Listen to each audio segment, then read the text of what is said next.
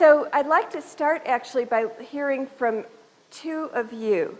And I'm going to guess that there's someone here who's had a near-death experience and at some time felt quite vulnerable about it and disclosed it to a health professional. That could be a medical health professional, mental health, a religious health professional, and had a positive experience. So if there's someone like that, would you stand up and come up here and take the microphone and just briefly tell us about your experience and what made it positive? Anybody like that? I know you're there because my research tells me you are.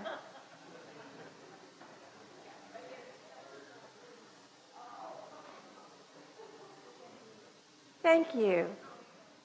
I'm not a near-death experiencer. My name is Emily Dumas, and I'm coming up here because no one else had come up. I am a registered nurse, and I walked into a room of a patient who was supposed to be dying, and he was looking up at the ceiling, and he pointed to the ceiling and said, "Look, my dog, my dog!" And I realized that this was his loved one who was coming to take him. And I went back out to the nurse's station, and I didn't tell the doctors or anybody because I knew what they'd think, and I knew that they'd want, doctor would want me to medicate him. And I just knew that I was just to support him lovingly, which I did, and I agreed with him, and yeah, that's great. And I just wanted to share that sometimes the loved one is your dog. Thank you, thank you. I didn't read this. Thank you, Emily. And that's an example of nearing death awareness, or a kind of which is a deathbed vision. And they share a lot of similarities with NDEs, but there are a couple of differences, obviously. Usually in a near-death experience, the person is not experiencing, they're not in their body seeing something transpersonal. Their experience is that their consciousness is functioning apart from their body. And also in nearing death awareness, people can still converse. Like, for example, the patient saying to Emily, "Look, there's my dog," and the person is seeing the transpersonal domain at the same time that they're seeing the material domain. So there's some differences, but obviously some similarities too, that they are perceiving entities from in the transpersonal domain. So it's wonderful that you just agreed with the person and supported them in an experience that in itself seemed to be helpful and positive to the person. So like, why medicate the person, right? Okay, so, and now also Dave told me a story right before I got up here. And come on up, Dave, and tell your story. This is an example of a negative reaction. Fortunately, there's some features of it that saved it from being a disaster. Hello, greetings from Berkeley. 3 years ago, I decided to attend my first IANDS conference, one that was held in San Diego, and I decided to drive there. And it was not a good move. I became extremely ill, as sick as I've been in my life after the first night of driving. And after 4 days, the hospital or the hotel insisted that the emergency room people intervene. So I was taken to the emergency room. They pumped me full of various things. And I began to actually feel alive for the first time in days, and so much so that I joked to the doctor. I said, "It's pretty ironic. Here I'm almost dying on the way to a near-death experience conference." And he never changed expression, and he said, "Who's the President of the United States?" And then he looked at me and said, "You understand why I have to ask." And I believe the third question was, or the third statement was, or question was, did I hear voices? Only his. I wasn't hearing much. Thank you very much, Dave.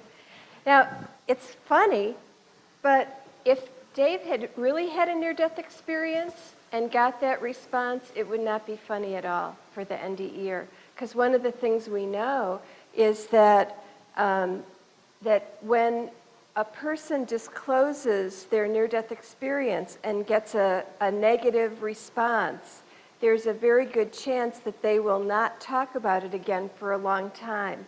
And that not talking about it is, I haven't been able to figure out a better phrase for this than psychospiritual constipation. You know, like it really helps people to talk and process in an environment where they are understood and encouraged to explore the meaning of the experience for themselves.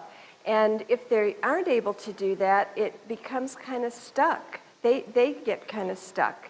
And so, there have been a lot of anecdotes in the literature about wonderful and disastrous experiences that NDErs have had. Linda Jacquin, who's not here this year, but in years past, she has done IANDS presentations about her disastrous experience in which she was actually diagnosed with a mental illness based entirely on the fact that she disclosed her NDE, and then she, on top of having to deal with the NDE itself, she had to deal with the medical establishment and get that erroneous diagnosis expunged from her medical record. And so things, really harmful things, you know, physicians in particular take an oath to do no harm. Out of their ignorance about how to respond appropriately and constructively to NDE disclosure, they can do serious harm. So, so my doctoral student, Lee Kinsey, and I undertook this research study, and Lee wasn't able to be here. He's a doctoral student. He couldn't afford the cost of the conference. And then it turned out that his birthday is during this week, and his partner surprised him with a week in Cancun. So it's just as well that he wasn't planning to come here. He's having a good time in Cancun right now.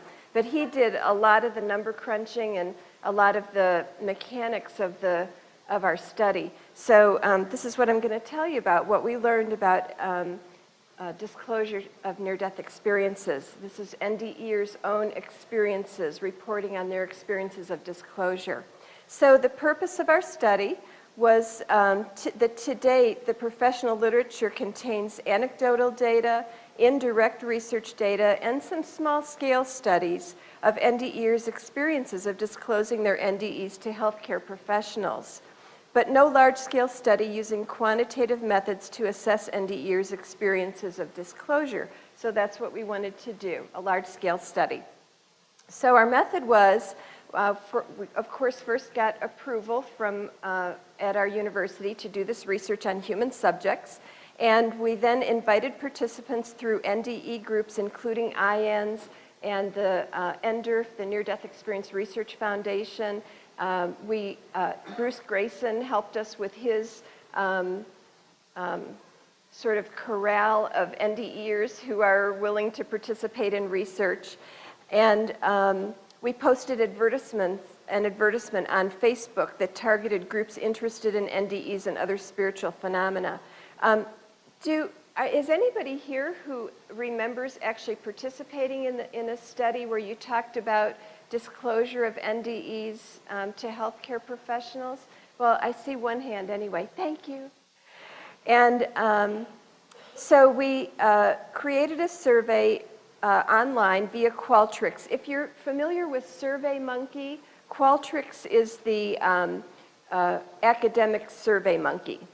And if people didn't do computer and wanted a hard copy, we mailed it to them, and then when we got their responses, we posted it on Qualtrics as another, respondent. The survey took between 15 and 60 minutes to complete, depending on the number of NDEs and disclosures the person had volunteered to tell us about. So we asked about demographics. We asked how many NDEs the person had had. For each NDE, the participant completed the NDE scale, which is the standard in the field for assessing the contents of the NDE, the presence and the nature, like how deep the NDE is. And also the Life Changes Inventory revised, which is the best available instrument so far about after effects of NDEs. And then we asked the person to indicate all the health professionals to whom they had disclosed. And then we asked, and this is the really key question, of the disclosures you indicated above, please choose up to 3 that you consider the most noteworthy for whatever reason. So we left it entirely to the NDEer that of all the disclosures they had, which 3 stood out to them for whatever reason. And we didn't know whether things would stand out because of being positive or negative or what, so that's part of what we learned. For each disclosure, the participants completed an instrument that we're now calling the PANDED. And I kept thinking about putting a little panda bear up there. Professionals, that's the P, attitudes, that's the A, toward NDE disclosure. So P-A-N-D-E-D, PANDED. And it had 2 sections. The attitude section, it had only 1 section that was very similar. If you were at my presentation on the first day about the Candace, about assessing professionals' knowledge and attitudes about near-death experiences, the PANDED was based on the attitude section of that scale. And but whereas in the Candace, we're asking the professional, tell us your attitudes if you heard a patient or client tell you about an NDE. In this case, we're asking NDEers, what attitude did you pick up from the professionals? So we're getting it from the NDEers' perspective rather than what the professionals are telling us their own attitudes are. So the PANDED consisted of 16 items, 4 in each of 4 subscales. In each case, 2 of the items were worded positively and 2 negatively. If you know, a lot of this stuff is if you're interested in research, and if you're not, you can just kind of zone out for about 5 minutes, and then we'll get to the fun stuff. But the 4 categories were, first of all, recognize.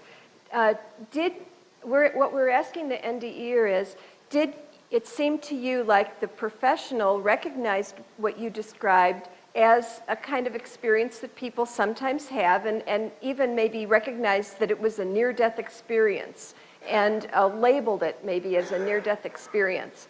Real is, did you get the impression from the professional that they considered your experience to have been real or potentially real, even if just potentially real? Pathologize is, did you get the impression from your professional that they thought that either the experience or you were mentally an indication of mental disorder, as like in example? And demonize is, did you get the impression that the professional thought that your experience was somehow spiritually positive or spiritually negative, like evil, of the devil, that kind of thing? And so for each item, the respondent could say that the statement was completely true or completely false, or anywhere in between, 7 points on what we call a Likert scale. So for example, in the real subscale, an item was, the professional seemed to believe the NDE was a real experience. And that's an example of one that's worded positively. So if the person said 1, strongly agree, then we know, okay, that's what their perception was on this item. Then we would have ones that were worded negatively, like the professional thought that, or gave me the impression that they considered the NDE a hallucination, a dream, or something like that. That's an example of one that's worded negatively. And there, the person hopefully, the same person who said 1 to the first one would hopefully say 7 to the second one, that no, they thought, they gave me the impression they thought it was real. They didn't give me the impression they thought it was a hallucination or something like that. So then when we analyzed the results, we reverse scored the negative ones so that all the ones that indicate that the professional thought that the experience was real were scored the same way or given the same weight. So results were, first of all, our completion rate. 171 people began the survey and 105 completed it entirely. Now we actually had a little bit more usable data than the 105 indicates, but those 105 are what we use to get a demographic profile of our respondents. And I should say the 61% completion rate is like okay in survey research. It's pretty good, not wonderful, but not terrible. And also that I think it may be some people may have selected themselves out once they got into the questionnaire and realized that maybe what they thought had been a near-death experience or they didn't really know what they were getting into maybe didn't fit for them. And it's also possible that once they got into it and were answering lots and lots of questions, they just got tired and quit. But in any case, we had a good amount of usable data. So of the people who completed the questionnaire, 71% were female, 29% were male, and the ages ranged from 21 to 86, so we had a really nice representation age-wise. We also had 92% Caucasian, a few non-Caucasian representatives, mostly Native American. And then I just put these in here because I got a kick out of them. 3 people said other, like none of the demographics. 1 said white, like they didn't consider white to be Caucasian, okay. 1 said human, like I don't consider myself, I just consider myself human, not my race. And 1 said you're not supposed to ask. And I think they got us confused with applying for a job, because in research we are supposed to ask. So I got a little kick out of that. 16% identified themselves currently as Protestant, 7% Roman Catholic, 2% affiliated with Judaism, no Muslims, unfortunately, 2% Buddhist, and this was interesting, 50% said spiritual, not religious. And that fits with most of the research that shows that people tend to drift away from organized religion, but affiliate more strongly with spirituality. But at the same time, 5% said no spiritual or religious affiliation. And 19% said other, and I haven't looked at the data to figure out what that other referred to. So, oh yeah, and then we asked them to categorize, I've been kind of curious about this, to categorize their spiritual or religious affiliation category, liberal, moderate, or conservative. And 44% said liberal, 25% moderate, and 11% conservative. So that was interesting. And one of the things I want to do is look at census data and find out what the distribution is of people in the U.S. in general and see how this compares. My guess is that this is leaning more heavily toward liberal, and that fits my sense of what research has indicated too, that people tend to become more liberal in their thinking after an NDE. Not that everybody is, but just this, we're talking tendencies here. And again, 20% with no religious or spiritual affiliation. And then occupations, we just asked people to tell us what your job is. And we decided not to give categories because it was hard to figure out categories that were really inclusive enough. But one of the things we're going to do with these data is look at whether there is a greater representation of service-oriented careers or occupations among the respondents, because one of the anecdotal and a little bit of research data indicates that after an NDE, people tend to move into service-oriented careers, tend to become counselors, social workers, teachers, that sort of thing. And then we asked, how many NDEs did you have? 76% said 1, 14% said 2, 10% said 3.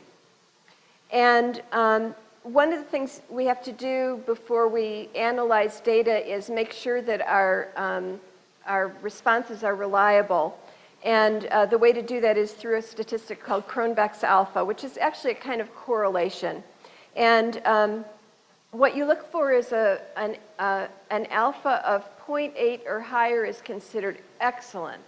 0.7 or higher is very good. 0.6 is usable.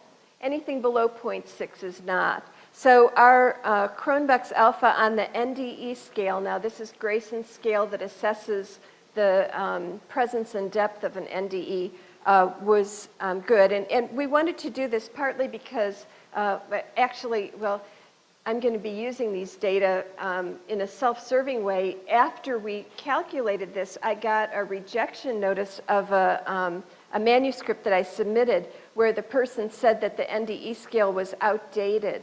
And I'm like, on what basis is somebody saying that the scale is outdated? So I'll be able to say, you know, in a recent study we recalculated and the reliability is as good or better than it was when the scale was first developed.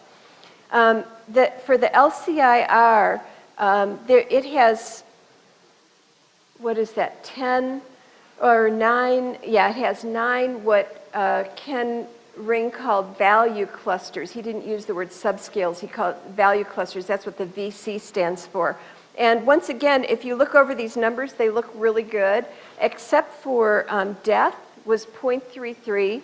And let me talk about that one for a minute first. That's one of the 2 that's in red. In 2 other recent studies, that one also came up unreliable. So this instrument needs to be revised and rerun to make sure we've got good psychometrics on it. Interestingly, in those other 2 studies, the social changes in social attitudes as the value cluster came up very low reliability, but in our group, it came up good.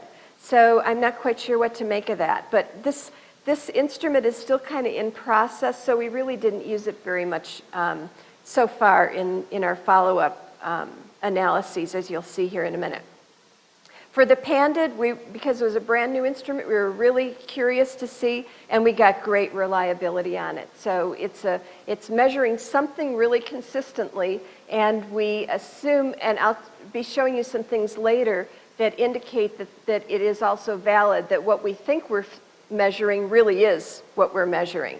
So then we ran a factor analysis. We're almost to the fun stuff yet here, but when you're doing a new instrument, it's good to do a factor analysis. What you hope to find is that there are going to be items that cluster around each of your 4 subscales, and we didn't get that. We got 2 factors where we had hoped for 4. The first factor explains 61% of the variability, and it was items from the recognize and the real subscales, and then a second factor that explained 8% of the variation came from the pathologize and demonize subscale. So we're not sure what that means. We really need to do a confirmatory factor analysis, but we didn't have time before this conference. So because of this, I have to say that everything else I'm about to tell you, you have to kind of take with some caution, but I think that there's validity to what we found, especially because some of the results were very, very statistically powerful. So now we get to the research questions, finally the interesting stuff. And first of all, a caveat. I know I said that 105 people completed the survey, but actually 90 met the criterion of 7 on the NDE scale. So they really, according to the scale, had a bona fide NDE. So we used these 90 people's responses, and because they had some of them multiple NDEs, and in some cases they disclosed to multiple professionals, we had a total of 192 cases of disclosure.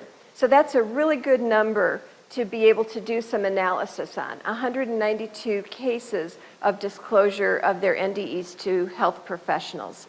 So our research questions focus primarily on the relationship between PANDID scores, that, you know, did the professional think it was real? Did they recognize it? Did they pathologize it? Did they demonize it? And various other phenomena, and that's what you're about to see. So for example, we asked, what type of professional did you disclose your NDE to? Please indicate how many of each type of professional you disclosed to. And these were the choices. In the questionnaire, they were just all in one list. But you're seeing them here because to analyze the data, we had to collapse the different professionals into categories. So we had medical professionals, mental health professionals, and religious professionals. And first of all, just in terms of numbers, 73 of the 192 cases of disclosure were to medical professionals. 44 were to mental health professionals. 39 were to religious professionals. And this is a little interesting thing. Even though we asked our respondents, tell us about the professionals you disclosed to, many of them just volunteered that they had disclosed to family and friends. It was like important for them to tell us about their experiences of disclosing to their family and friends and how good or bad those had been. So we actually had 32 cases of disclosure to family and friends. We didn't use those data very much, just a little bit in our further analyses, the non-professionals. But so this was interesting in itself, that of the NDE disclosures that stood out to people, the greatest number, almost twice as many as the next biggest group, was to medical professionals, physicians, nurses, and EMTs. We actually had very few EMTs. It was almost all physicians and nurses. Now here are the mean PANDID scores. That means the average PANDID scores. And for the medical professionals, it was 3.16. Now I need to remind you that in this case, the higher score is worse. So if the NDEer got the impression that the professional thought their NDE was real, they gave them a 1. So 3.16 is the worst score of all the professionals. Among the mental health professionals, it was 2.94, religious 2.86, and family and friends 2.68. And also a 4, which is that line right in the middle, is neutral. So on average, people's experiences that stood out to them were on the slightly positive side. So that was kind of good news, that everybody hasn't been traumatized by their disclosures. And as an aside, I just want to say, NDErs rated a total of 3 disclosures to academics with the mean 1.5, a much better score. So the kind of moral to that story is, if you really want a good response to your disclosure, disclose to somebody like Ken Ring or Bruce Grayson or me, who's an academic, because we'll be really understanding. And it was even lower or better than non-professionals, the family and friends, which was 2.68. So 1.5 is really good. So there were only 3, but we did really well on those. And N of 3 is too low to include in further analyses, so we couldn't include it anywhere. So here are the range of scores for each of the groups. So the green on the far left, you're seeing the 4 subscales of recognize, real, pathologize, and demonize. And when you see those 7s up there, that means that at least one person in disclosing to a medical professional had a horrible experience. They just, when the item said something like, the professional indicated that my experience was of the devil, evil and of the devil, somebody said strongly agree. And the same is true for mental health professionals, except for demonize, the highest score was a 6. And for religious, it was the highest scores there, and for family and friends, the highest score. So the point is, people have had horrible experiences disclosing to every category, both professional and non-professional.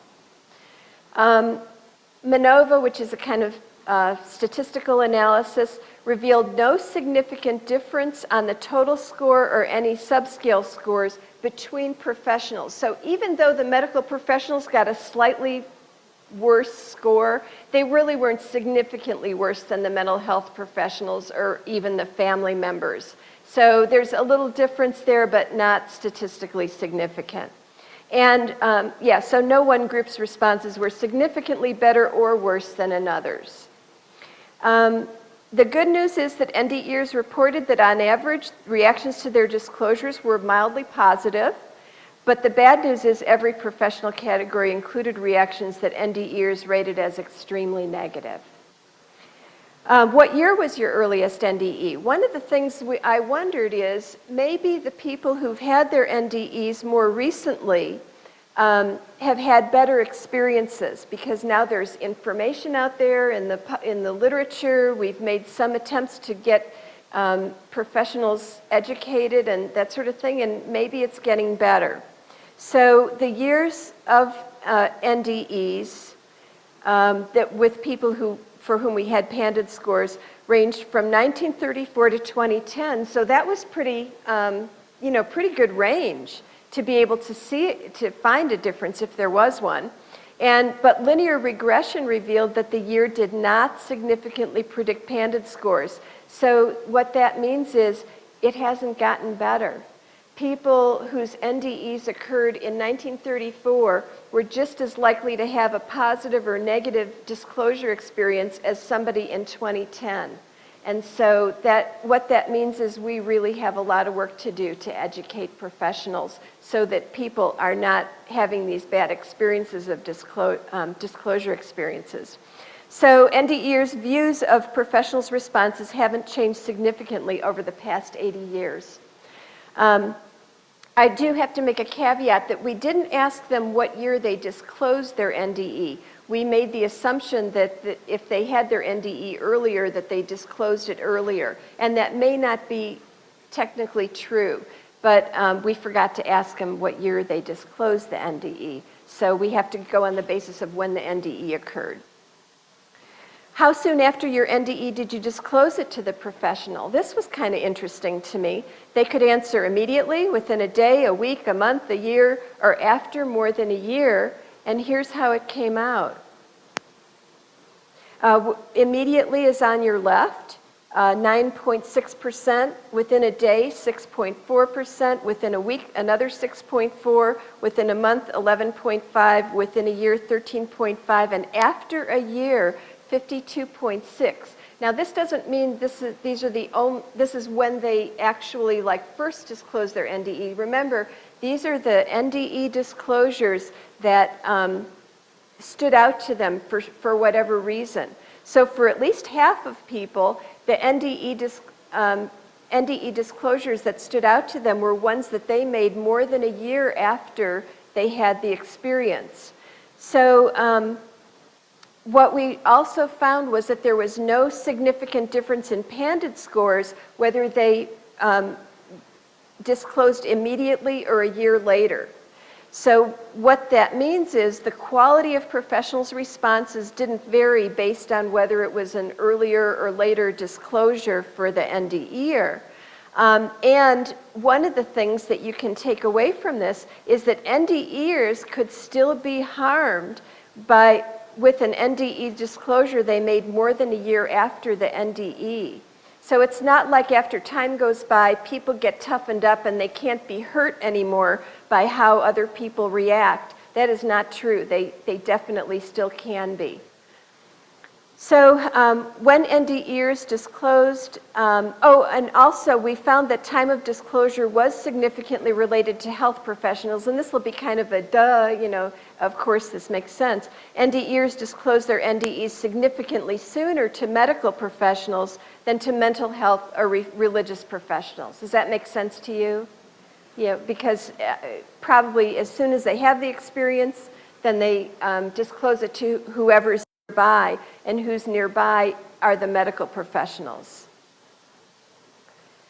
So how would you rate the response of the professional? And would you say it was all negative, mostly negative, somewhat, neutral, somewhat positive, mostly positive, or all positive. And here are the results.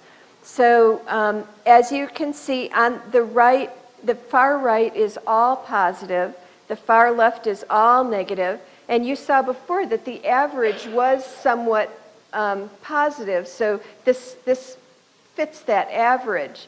But some of the things we've got on the all negative was 12.8%, neutral was 16%, and all positive was 32.1%. And we did find that there was a significant correlation between the ratings of professionals' responses and PANDED scores. So what that meant was the PANDED score, you know, did the professional recognize it and think it was real and not pathologize and not demonize, did seem to capture what NDErs perceived as positive, a positive reaction. So this speaks to the validity of the instrument, that it seems to be capturing what NDErs consider to be positive in a professional's response to their disclosure. And some of the ways to look at the data, nearly a third of NDErs rated professionals' responses to their NDE disclosures as predominantly negative. Nearly a third of those that stood out to them from all the disclosures they'd done. Again, nearly a third rated professionals' responses as completely positive. But another way to look at it is 2/3 of NDErs rated professionals' responses as less than completely positive. And I'm going to say, you know, maybe I'm biased, but I think that there's no reason why every professional shouldn't be able to give an NDE a completely positive experience in their disclosure. There is no reason why an NDEer shouldn't be able to go to any professional and no matter what the nature of their NDE, have a positive experience of disclosing it. But we're far from that place. What was your emotional reaction? Extremely distressed to all pleasant. And again, if you look at this distribution, it's going to look a lot like the last one I showed you, right? And with the extremely distressed on the left, extremely pleasant on the right. And again, a third of NDErs indicated they found professionals' responses to their NDE disclosures more distressing than neutral or pleasant. And nearly 3/4 indicated they found professionals' responses less than something extremely pleasant. And again, there was a relationship between this score and the PANDED scores. So again, not only are NDErs saying the PANDED score captures what we consider to be positive or negative, but what we found to be emotionally pleasant or distressing. And then finally, how helpful or harmful was the professional's response? And they could choose from anywhere from extremely harmful to all helpful. And once again, you're looking at virtually the same distribution. And we found that the answers to this, again, correlated significantly with the PANDED scores. So again, the PANDED seems to capture what NDErs found pleasant or distressing about professionals' responses. So, and again, nearly a third of NDErs indicated they found professionals' responses more harmful, neutral, or pleasant. And over 2/3 indicated they found the responses less than extremely helpful. So the final question about the relationship between depth of NDE score on the we asked whether depth of NDE related to PANDED scores, the rating of positive, negative, the rating of emotional reaction distressing to pleasant, and the rating of helpful and harmful. And what we found was, interestingly, that depth of NDE correlated significantly with PANDED scores. And if the meaning of this doesn't jump out to you, I'll tell you what this means in just a second.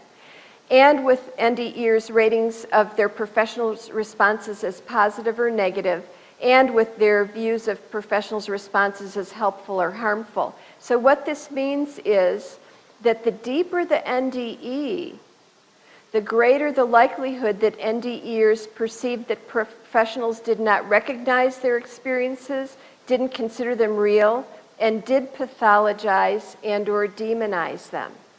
So the deeper the NDE, the greater the risk of a negative, harmful response. And this kind of makes sense if you think about it.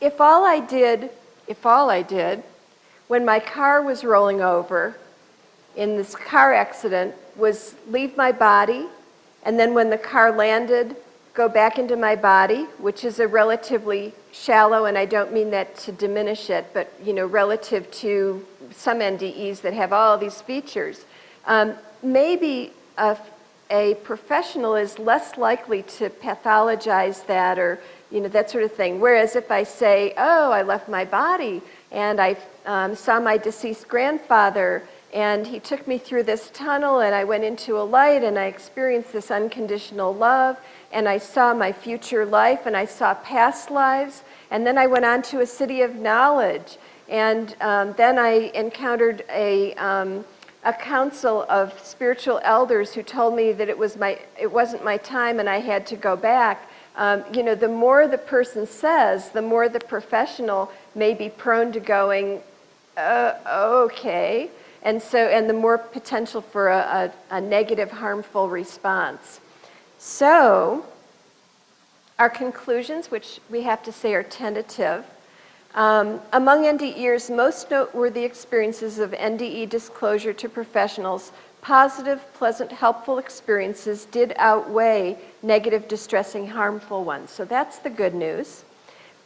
And so some professionals in every category have served NDErs well. And I think we need to applaud for those professionals.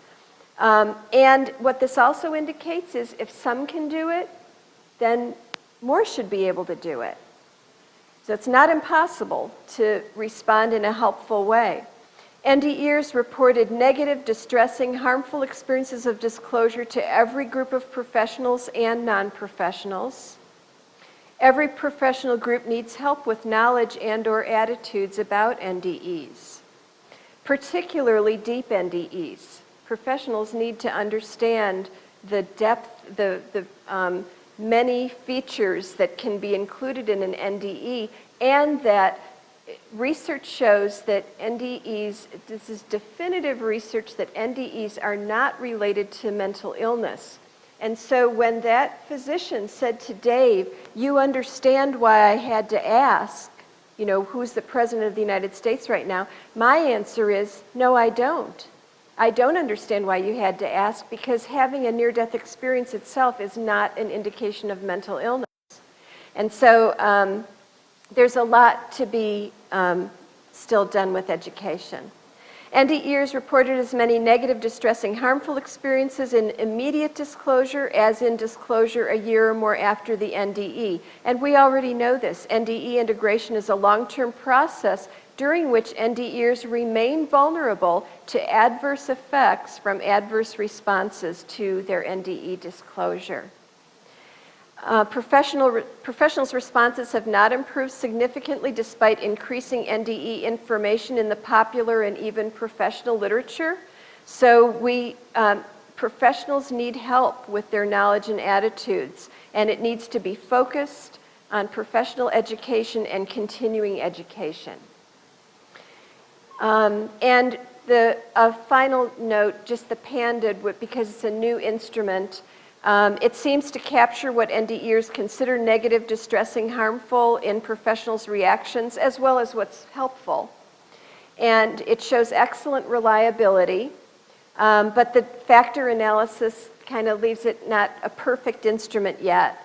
So it shows some promise as an assessment tool, and we'll be continuing to refine it so that we can do a better job. And once we have this, we'll be able to continue to assess. It would be very interesting. I don't know if I'll still be around in 20 years, but it would be very interesting in 20 years for another researcher to do exactly this same study and see whether the responses are different. After we've hopefully gotten the medical NDE video out there and helping to prepare medical professionals, we have on the IANDS website the first of a 5-part continuing education program. It's interactive. If you haven't done it, I really urge you to go to the IANDS website, go to the education tab, and the continuing education program. It's free to for anybody to do. Only people who actually want continuing education credit have to pay a little fee. But if you don't, you just get to do it for free. And it's about the field of near-death studies and recognizing a pleasurable near-death experience. And it has a lot of video and audio clips of NDErs talking about their NDEs to illustrate the various features that can occur in near-death experiences. And it takes about an hour and 15 minutes to do. So my hope is to I created that with some of my doctoral students and colleagues from IANDS, and I'm hoping to get the funding to do the last 4 parts and really launch this nationally as a continuing education thing for health professionals, medical, mental, and religious, spiritual. So maybe after we've been able to do this for 20 years, we'll see a significant improvement in the number of memories of NDE disclosures that NDEers remember as having been positive, pleasant, and helpful. And that is the end of my presentation. If you have comments or questions, I'm interested to hear. And how much time do we have? 5 minutes. Okay. Oh, there's yeah. Thank you. Thank you. I noted that that we psychiatrists were lumped in with the medical professionals, but not with the mental health professionals. I'm wondering if you broke out the psychiatrists' results or the results with psychiatrists from the medical professional group. Yes, that was very astute of you to notice that. We really struggled with where to put them. And we decided for this first run to put them with medical. And actually, their scores were more like the medical than the mental health. And on that basis, we put them there. But it would be interesting to run the data with them included as mental health. And really, you all are a hybrid because, you know, you're technically medical, but definitely mental health. Yeah. I'd like to make a comment that I would have predicted that it would be bimodal. In other words, you'd have a large number in totally positive and large number in negative. And I would suggest that the neutrals are personally judging it as negative, but being professional and at least being neutral about it when they react to a disclosure, and therefore it's more likely that they represent negative.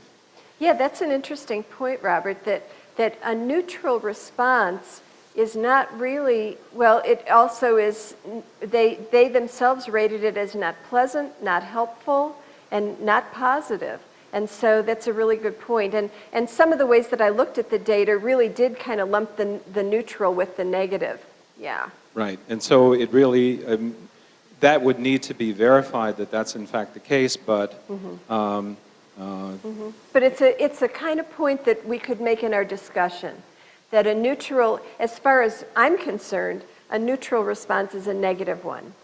Right, Yeah. and it would be, might be possible to somehow relate this to the CANDIS scores, that the attitudes, you know, may be, in fact, you might want to consider changing the CANDIS to include how would you respond to somebody who disclosed this. I don't know if you do that. That is what the CANDIS does. So yeah. you should Yeah. find that they have a negative attitude and knowledge, or Yeah. no knowledge or wrong knowledge, and that their attitudes would be to either to be neutral in their response or to be negative in their response. Exactly right. Yeah, it's kind of exciting to think about, I mean, for me anyway, a researcher, maybe you guys don't really care, but for me to think about the ways we might be able to use the CANDIS and the PANDA to look at and kind of verify that the people who have, the NDErs who have negative experiences, that the person that they disclose to also has a bad CANDIS score. And you know, that they're reacting poorly because their knowledge and or attitudes need adjusting. Yeah. Do you think it's possible that some doctors that are even familiar with this could ask a question to find out if the person might be delirious, even if they was well aware and was positive eventually, but could still ask a question of whether the person was delirious? Maybe. Yeah, I mean, you know, in the field of mental health, we have the concept in relationships of repair. And that means that you don't have to be terrified to make a mistake in an interpersonal relationship, that it's possible to do things to repair it. And so I think it is possible that a professional could start off with some of those questions and then really kind of get with the program, and that eventually that poor start would be sort of forgotten in the final, you know, where they get to finally. So I think it's possible, yeah. Hi, Dan. Hi, Chuck. Thank you for your consistent discipline in this area because it's really needed. I am curious, though, if you have looked at the field of patient response to, you know, to their professionals across the broad spectrum and how these would compare. There'd be, you know, you can have a bad experience just going to a doctor and not necessarily around having a near-death experience. So is there some correlation to when general population relationship to a professional? I'm sorry, I'm having trouble hearing you. Yeah. All right. Yeah, good. Basically asking if a non-NDE encounter with a medical professional or mental health professional could be negative or positive and not have any relationship to whether or not it was an NDE disclosure, but just a patient interaction. Yeah. And how would those kind of surveys show their experience and the variation that would be? That's a good question.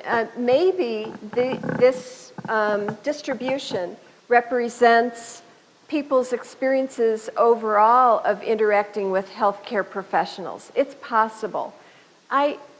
What's your guess? Do you think it's Well, I think that there's always stories of somebody's bad time. Yeah. I don't think it would be nearly as significant maybe as these Yeah. results, but there's some explanation there that wouldn't have anything to do, you know, with the doctor's having a bad day. Yes, yes. I think that's a really good point. Yeah, let's give them a break. Yeah. Do we have time? Speaking of breaks. Yes, speaking of breaks. Yeah. So if I'm going to be right down here. If anyone else has questions or comments, please come up and talk with me, and I look forward to that. Thanks again. Give her a hand.